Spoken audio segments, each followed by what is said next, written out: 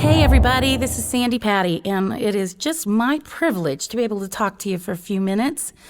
I feel so honored to be able to speak to such a formidable group of persons, the ministers of music, who have such a wonderful impact in the church worship music program. I know that because my dad was a minister of music, and I grew up in the minister of music's home. We were at church, I think 8 days a week by the time we went to youth choir practice and kids choir and adult choir. My mother played the piano, so we kind of went along with the whole package. And I loved sitting in on the rehearsals with my dad. And, quite honestly, I learned how to read music from being involved in church choir.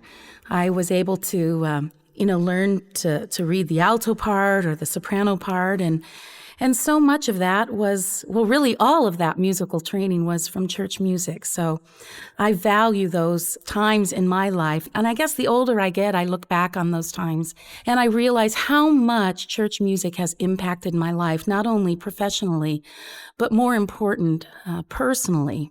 I would watch my dad as he would stay up late. He put this program together or that program together, or how he would stay many, many hours after a regular work day, whatever that means to a church musician, where he would paint the sets many times all by himself, or he'd, set the stage just so.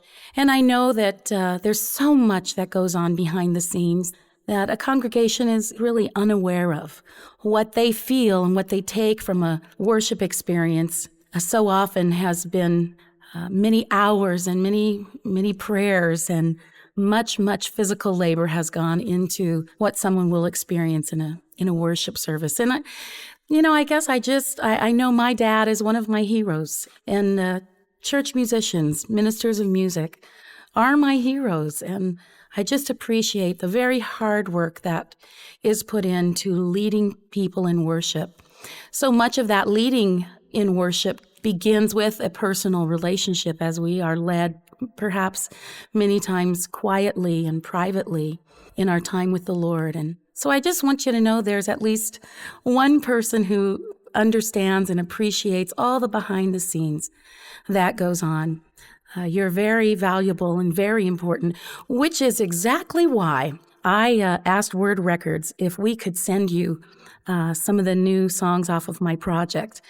I used to help my dad listen to, all of the demos that came, a lot of them through Word Music, which is kind of fun to be part of that family on this side now. We'd get these demo records at the time, I guess that really dates me. And we'd get those demos and we'd listen to all the octavos, or we'd listen to this musical or that musical. And I really did. He used me a lot of years as kind of the screening for him. I'd come back to him and say, now I like this song, I like that song. And so it's kind of fun to be on this end of it.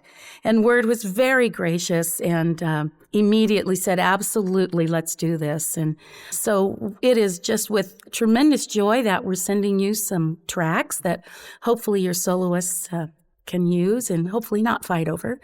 And we're sending you some octavos.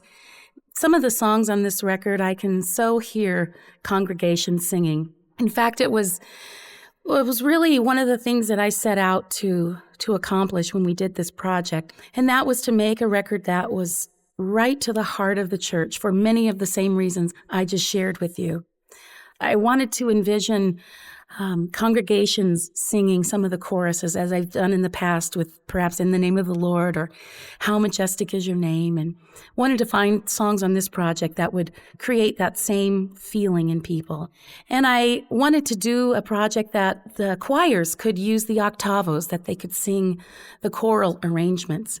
So I hope that we accomplish that on this. Some of the arrangements for the choral are so fabulous, and I hope you enjoy those as well.